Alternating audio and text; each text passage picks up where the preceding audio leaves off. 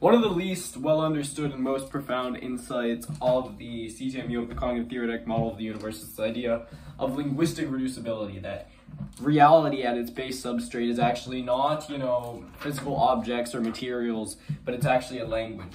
And Greg Wilfer recently posted an article to his Substack on why reality must be a language, and I wanted to add my perspective on this. There's this quote from Desmond Tutu, I believe a South African preacher, but he says that language is very powerful. Language does not just describe reality, language actually creates the reality it describes. It's fundamental. People treat it as though it's this emergent phenomenon, that it's just, these consciousnesses supervening on reality trying to describe it. But no, it's actually more fundamental than that. It's a latent property of the medium, and this is explicated by the CTMU. Chris Langan says that the words produced by mu grammar, and mu grammar is actually the relationship between God as language and God as universe, God as physical instantiation. But the languages and the grammar is that which intermediates between essentially creator and creation. You can think about that. So the words produced by mu grammar are not strings of symbols like our human representation of language, but those are actually just human representations of the divine language.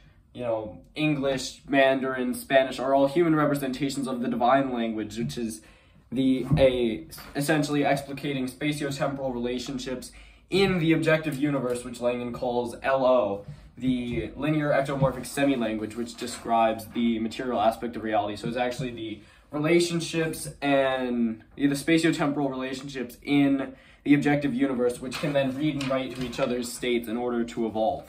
And the self-duality of perception as a language is giving rise to reality. So perception is the modeling of objective reality of LO in cognition, and the modeling of cognition in reality. So reality is trialically modeling itself. It's talking to itself about itself, in the words of Langan, as its own language, model, and objective universe. So this is how it evolves. It's all of these three things are brought into coincidence, and that's what George Berkeley, the great philosopher, said when he said to be is to be perceived in the mind of God. That being is the perception of being by the ultimate identity of reality, by God, and thus perception by God is the same thing as being included within the linguistic reality. And so the world of objects and matter, which we appear to perceive, are actually more emergent than fundamental, actually material objects, because they're given rise to by the linguistic relationships of reality. Objects and matter don't subsist in themselves. This is why I said in a recent video called Panentheism and Apologia that things aren't noumena. They're not things in themselves, as Immanuel Kant, and he was brilliant, but he was mistaken. There's no such thing as a thing in itself. That's the same as saying an uninterpreted interpretation. But they're things in relationship to the language and perception of God, of the ultimate identity of reality. If you've read the Bible, you know this. God creates the world with his speech in Genesis 1, with 10 utterances of creation, which usher inanimate matter into a state of existence. And in my religion, Judaism, we have a prayer called Baruch She'amar, and in it says, "Blessed is he who spoke and the world came into being." It's speech, it's language, which defines and creates the universe. There's no reality out there existing in itself, like Kant thought, but only as cognitive/perceptual/linguistic input, which is then processed in the minds of sentient observer participants like humans, and in the mind of God, whose ultimate reality. We're actually giving shape to our perceptions, whether we know it or not, and God is then harmonizing all of our various perspectives. This is a meta-relativistic principle. It goes one step beyond Einstein. And the proof of this is that we can make objectively true observations, which are replicable, about reality using our mind. This is science. We can make objectively true, replicable observations about reality using our minds and described in language, which implies that these language and universe actually have a correspondence to one another, and that is model, that is science, that is knowledge.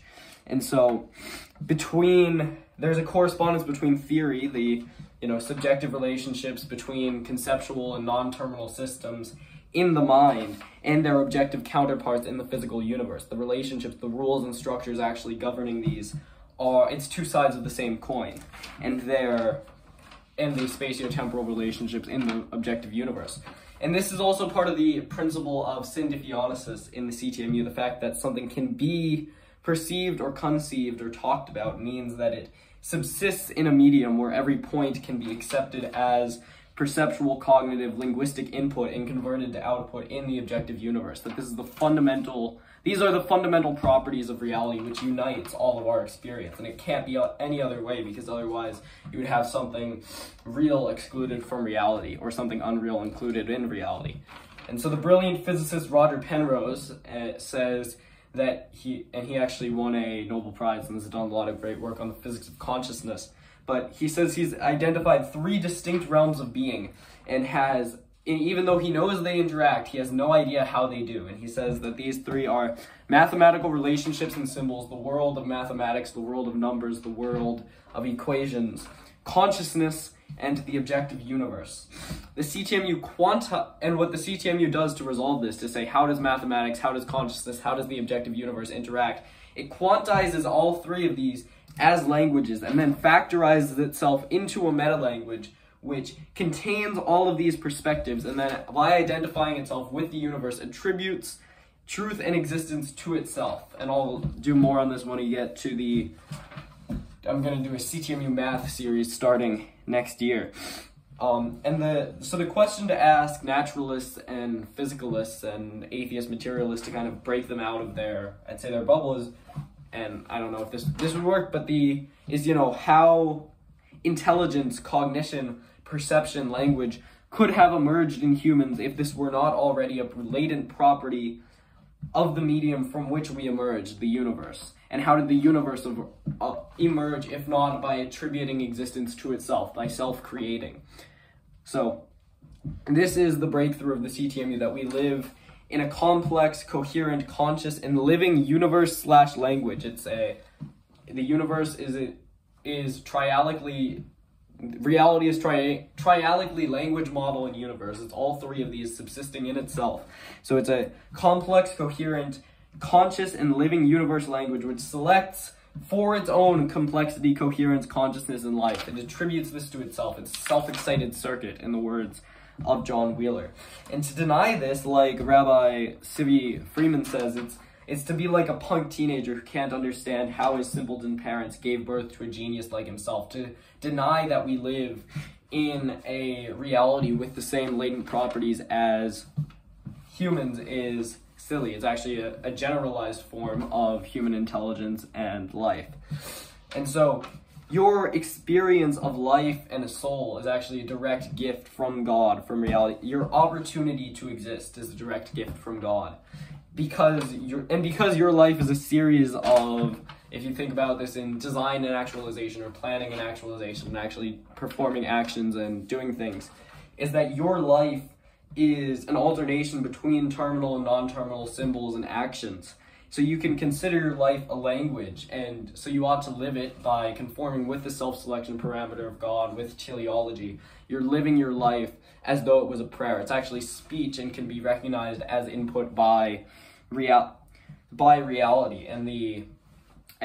or by God, and God will recognize that your prayer is heard on high. And so that's the way to redemption, to let the light of your prayer become your life, and let that light shine forth in the darkness. So let that light shine forth in the darkness. May the peace of our Father in heaven be upon you. Like and subscribe. Peace.